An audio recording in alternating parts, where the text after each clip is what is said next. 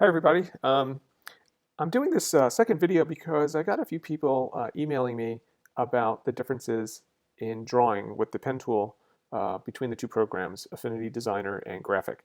And I guess some of the comments I made that I prefer the drawing in Affinity Designer.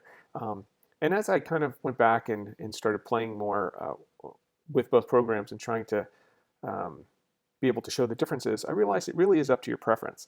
But the way Affinity Designer enables you to manipulate the curves created by the pen is just to me a little more intuitive and a little less tedious. And I just wanted to demonstrate that and show you the pros and cons of both. Both good programs. It just seems Affinity Designer just keeps developing its program. So it seems a little more comparable to Illustrator and what you can do. But again, that's up to the person using it and what they're using it for. So I just want to show in Affinity Designer, I took that from the previous video, the dog head, the Scooby-Doo dog head kind of character, and I just created a reference of the original line work. And I wanted to just show the ease in which the pen curves are manipulated. So with the line work layer selected, I'm then going to add my nodes. And sometimes what happens, as you can see, is it will add it outside, even though I had the line work layer selected. I'm not sure why that happens. So what I do is I just drag it in. And with this selected like this, it will usually add now to the folder, anything I add. So now with this curve selected, when I add more lines, you will see it adds it to the folder. But a lot of times, even though I have this selected, it will add it outside the folder. Bring it in, anything you add additional to this drawing will add it to the correct folder. So we're just going to take the node tool and press A, and now you can see when we see that squiggly line, we can manipulate. And there you go, and you're done. So now, again, with this highlighted, I'm going to add more curves. And I'm going to add some nodes here and then fine tune with the node tool.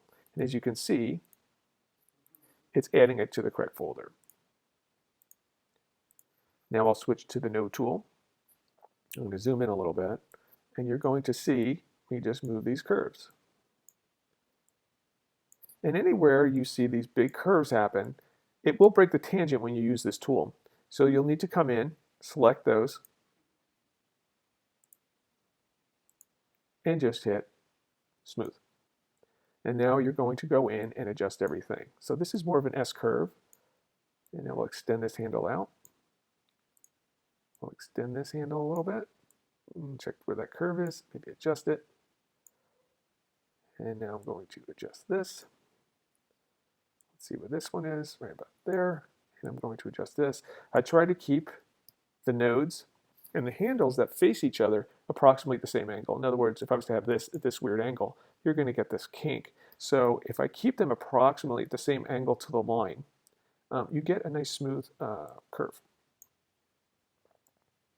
A little manipulation here and here. So that's pretty much it. Let me fine tune this one a little more. And I'll just extend this a little more. So there you go. I'm going to speed up the rest of the video to create the rest of the line work, and then we'll come back to it.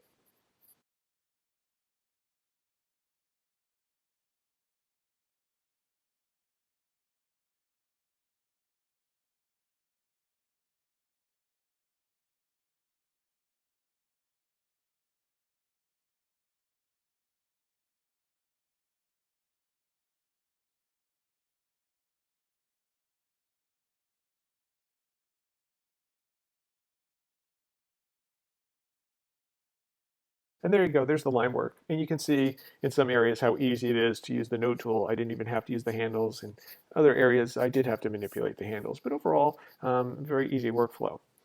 From here, let's go to graphic and see some differences. So here's Autodesk Graphic, and I have it set up to the same dimensions as far as the document. I then am going to come in and place the dog head that I actually just took a screenshot of. You see it right here. This doesn't make sense to me. You're using a place function, yet look how large it brings it in. Normally, in something like Affinity Designer or Illustrator, once you, let's go back to desktop and I'll take it, it allows you to just now select where you want this picture. Makes a lot more sense to do it that way. But Autodesk Graphic doesn't do it like that. To me, the paste feature is irrelevant because I could have just dragged in the picture and it would have come in this size anyway. So it doesn't make sense. The place feature is a little off. So that's one thing I don't like. You know, I'm sure a lot of people wouldn't like that. It's just a little extra work. No need to do it this way. You know, I'm going to lock this layer. I don't have to adjust the opacity or anything because I took a screenshot of the layer in Affinity Designer with the reduced opacity. I'm now going to create another layer by clicking this button, and now I'm going to create my line work. So this is where you have two choices. You can just create your two nodes, and then you have to come in and press this button or Shift C, okay? Shortcut again, Shift C, and now you can pull out the handles. And the best rule of thumb, if I go back, is the way you drew the nodes. Okay, that's the way you keep pulling the handles out. So in other words, I created this node first and this node second. So if I pull in this direction, the handle comes out the right way. If I just pull to the right, you can see it's reversed. So that's the best rule of thumb. Just know which way you lay down the nodes, and when you're pulling handles up, pull in that direction. So all I have to do is this. Not a big deal, but could have been easier with just if I was able to click this button, which is path selection A, which is kind of like a node tool, but I don't have any manipulation here. I can't just pull. I pulled the whole line. I see actually there's a fill applied to it, so I want to take that off. Okay, and I'm going to put the stroke at 1. So let's do this big curve. So let's pull out some handles. Okay, let's zoom in a little better here. And let's pull out the handles. That's another way to work. So we can pull out the handle kind of in the direction we're going. The big curve, another curve here, pull it out. Another curve here, pull it out. This is definitely a change in direction. So pull it out, press Alt, and now you can move that handle. And now I'm going to come here and pull this. And I bet you a lot of people who used Illustrator and haven't either purchased the Astute Graphics or don't use the node tool in the Illustrator CC still do it this way. And this might be their best way. It's really just how you like to work. One thing, though, is really irritating. So I am going to go to A, which is the path selection or a node tool. I've already broken these handles, so they should stay broken. When I go to manipulate this again, say I want to pull this out, watch what happens. It connects them. So if you don't remember to hold Alt every time you're manipulating broken handles, it will automatically convert them to continuous Bezier handles, which is kind of annoying. But if you have to, go in and adjust these things, it's going to be quite a nuisance because a lot of times I'll just go, oh, darn, and I have to undo, and I have to then remember to hold Alt, and do this. And every time you have to hold Alt on a broken handle. This is an easy fix. It's just so annoying. So anyway, that's about as good as I want that there. I didn't really have to go back in here and fix this too much, which is great. A little fine tuning in the line. So as you can see, it's not that this is a worse way to create lines. It's just a different way, and it really depends on how you're used to working. So now let's create some ears. So pulling out in the direction of the curve, I always go about 1/4 of the way to 1/3 of the way, and then I will again pull out to 1/4, 1/3 of the way. Now I'm actually going half. Hold Alt to break the handle in the direction of the curve, pull out again, hold Alt, break the curve, or break the handle, I'm sorry, go in the direction, and do it again. Not a bad way to do it, not the easiest. So now I have to manipulate these handles. Oh, see, I forgot to hold Alt. Thank God I have a big cup of coffee by my side. Problem is there's no Kahlua. Now see if I forget to hold the Alt, boom, ugh, frustrating. That's why you put Kahlua in your coffee. Anyway, now I'm just going to add this line, boom, boom. And again, I want to also go back in the first video, I did mention this kind of technique I learned from a guy named Jason Seacrest. And Jason has all these great videos on this technique of doing the line work first, then how to color. And I really think you can apply this to any vector illustration software. So I want to give him a shout out. There's one more guy I want to give a shout out to, and it's because he does such great videos. And here he is up here. I hope I don't butcher his last name, Brad Kalbau. But boy, he is really, really great. He's a lot about reviews. He actually does mention Autodesk Graphic when he's talking about the Vector app roundup for the iPad Pro, where at this point, Autodesk Graphic does have an iPad app. Affinity Designer does not. I don't know if that's a big deal to anyone.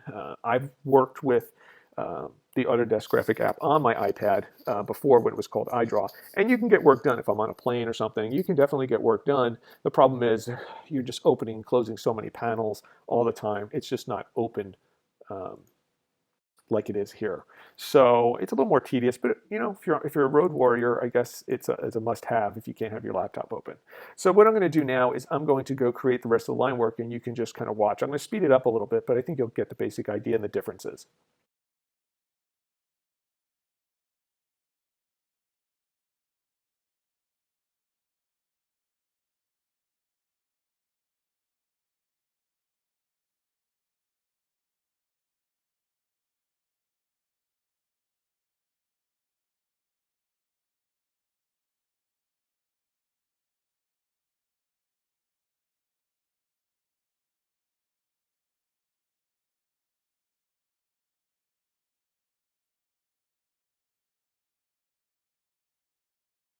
And there you go. That's how I create the line work. And you can see it's really not that it's more difficult. It's just a different workflow than I'm kind of used to. So one thing I noticed in doing this is that the pen tool operates differently depending upon how you draw out your line. And what do I mean by that? Let me just focus in a different area here. So if I take the pen tool and I draw out just nodes, now I want to go back and create a curve. I'm going to press this, which is the convert anchor point or Shift C, and I will just drag. Okay, I can create my curve. If I press Alt, I can't break it. So I've dragged out, press Alt, thinking I can break this tangent, and I can't. I have to let go of my mouse, then click Alt. Now I can break it. So in contrast, when I pull out the handles as I lay down the nodes, now I can hold Alt and break it. So there's a difference there.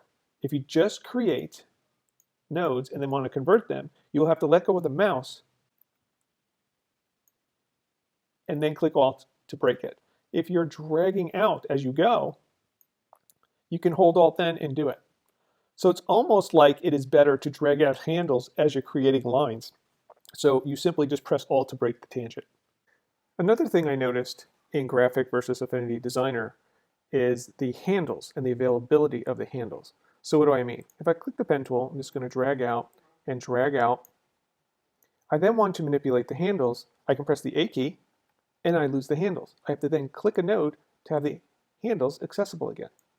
So that's kind of annoying. Conversely, in Affinity Designer, if I do the same thing, now I click the A key or the node tool, the handles are all still there. Now I can just grab them. So that's a little difference that's a little bit annoying. I mean, it seems like a real easy fix. Seems like user feedback would obviously tell Graphic to change that. So now in the previous video when I talked about, you create your definitive strokes. Well, how do you create your strokes in Graphic versus Affinity Designer? Well, in Affinity Designer, I will go in and I will select all the strokes. At this point, I will go and I will just, I'll raise it to about 6. Let's start at 6. I will also change this miter setting to about 6, and that just ensures that I get these very sharp corners, which I covered last time. So now what do? If this is the line work, now you create those pressure brush strokes that really look so nice. I go in and I create these 4 default brush settings. From these 4 default brush settings, I then click each line and will go in and just adjust. And go like this, and apply like this, okay? And the last video has this in a lot of detail. But that's how I will go in. In Autodesk Graphic, okay, what you need to do is it's a little different. I'm going to select all the line work, and you need to go to the brush panel. And I just select the first small brush. It really doesn't matter, it's just a small circle. I will then raise all the line weights. Let's raise it to 5 for this. Actually, let's raise it to 6. But now, how do you create, okay, the pressure settings? Well, it's in this tab here. You could do it here, and the brush settings and the weight settings are more like calligraphy than pure pressure settings like you see in Illustrator or Affinity Designer. What do I mean by that?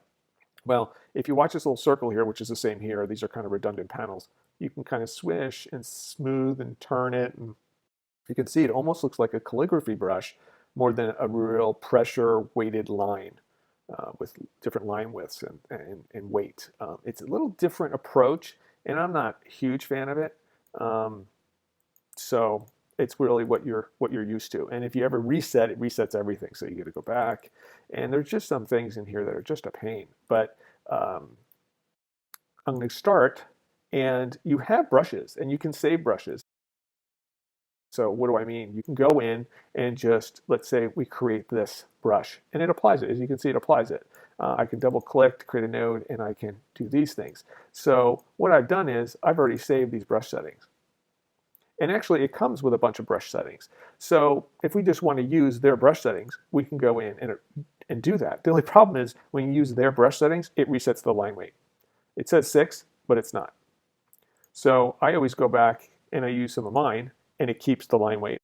So let's go in and I'll apply some more. Let's apply something like this. I don't like that.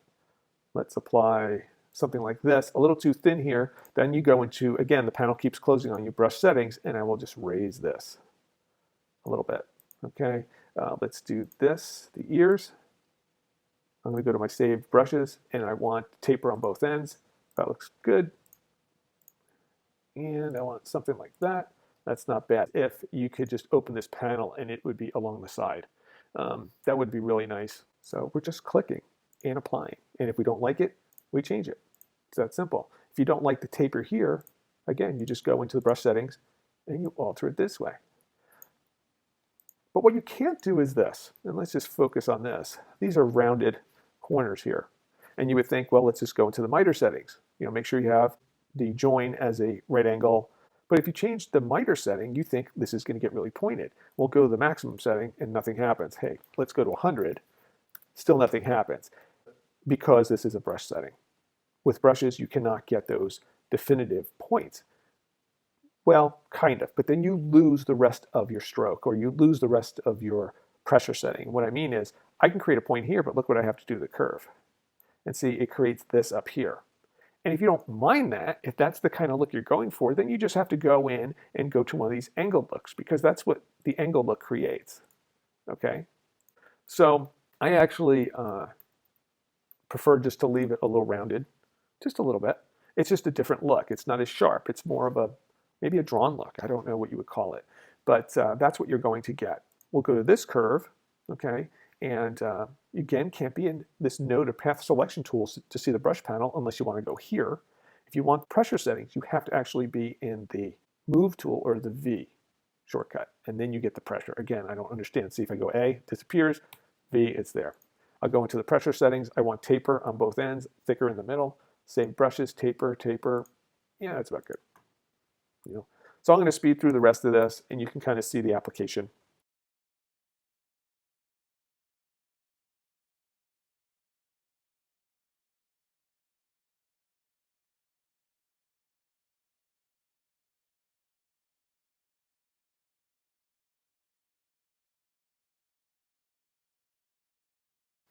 Okay, there you go. So if I turn off this layer, I can then go about, then going in with the eraser tool, okay, and erasing everything like I did before. So now I just want to go over one little difference also in how you color in Graphic versus Affinity Designer. In Affinity Designer, in the previous video, I show you how you create your color layer, and that's basically by duplicating your line work, okay, in that section, okay. So we'll take this and this, and we'll copy it. And then let's just make a different layer real quick. Okay, we'll actually put it right below here. Okay, and then you're going to just copy it. And from here, you're going to go into the node tool, and you'll have these actions. And then with all this selected, you'll just press join curves. And you get some extraneous little things here. And what I do is with the node tool, I just add one where I want the contour to be. And now what I can do is I can just select these and delete them. And it does change it a little bit. So if I was to then color this, okay, let's color this whatever color, it doesn't really matter. And I go into my final work, you'll see it will be a little off. You're also going to eliminate the stroke, which will help. So you can see there's a little change I need to make here. But I don't have to Alt. Once I broke it, it's broken. So that's how you do it here You go with the nodes and you click the join curves and then adjust what you need to. In graphic, it's a little different. So if I kept a copy of my line work, and I'm going to go back, I'm going to turn this off, and I'm going to go back to this copy of my line work. So I'm going to select this, and copy it. I'm going to create a new layer, and I'm going to put it right below my finished inking, okay? I'm not going to just Command V to paste it, because what you'll see is I'll paste it in the center. So I'm going to go to Edit, Paste in Place, or Shift, Command V, okay? And it puts it where it should. And then if you look at the inking layer, you can see they overlap. So what you're going to do now is going to the node tool, you can see all your nodes are available. If you were to just join these, and there is a modify path join command, this is what happens. This is what happens, and it moves the path quite a bit. So what I'm going to do is something a little different. There's another command here, and it's called, let's see if I can find it, connect endpoints. And I really find this a better solution. It is more similar to the join curves function in Affinity Designer. So when you connect the endpoints, it doesn't move anything, it just connects them. So now let's just do this. Let's just fill it. Sure, that's a good color. I'm going to go back to my stroke, and I'm going to take off my stroke. Then we'll go back to this color, do this, and you can see you really don't have to do much. It pretty much gives you a really good result right off the bat. And so you can see you really don't have to do much, and I find that graphic might be a little easier sometimes to color, and it is just dependent on certain shapes. So that's a little nice feature about graphic. Doesn't always happen this way, but it does happen. Whereas I really didn't have it happening with Affinity Designer. I had to tweak a little more. So I hope this answered some of those questions about creating the inking or creating these tapered lines, the difference between the two programs. One person asked, why should I switch? Why don't I just stay with graphic? Why don't I just stay with Affinity Designer? And it's all up to you. I just think because graphic is only $30, I think it's not really that expensive to have as this potential add-on to Affinity Designer. So really, hopefully it just showed you the subtle differences in workflow, and it really is up to you. I don't think you'll have a problem with either software. There is a little concern I have, though, with Autodesk Graphic. And as we know, when big companies take over little companies or buy their software programs, a lot of times they kill them. And if you look at the store and you go to Affinity Designer, its last update was January of 2016. So that's a few months ago. If you go to graphic, its last update was October. That's a little concerning. Another little bit of concern is on their Facebook page, they rarely answer questions. If you look, there's a lot of no answers or very few answers. Their last post is in January about a tutorial. So I will tell you, it's a little concerning. I actually posted a question about how to create something, never got a response back in March. So, and it seems a common thread. If I look through the post, a lot of people are asking, what's the deal? So I have a concern. Is there a future for Autodesk Graphic? I don't know. Could be a real opportunity for Affinity Designer to shine. I hope they continue the software just because it's relatively inexpensive and it can do a really great job. But inevitably, it's up to the company. And since it's owned by Autodesk now, it could go to a subscription-based model, which I'm sure a lot of us hate. That's why we are looking for Illustrator alternatives.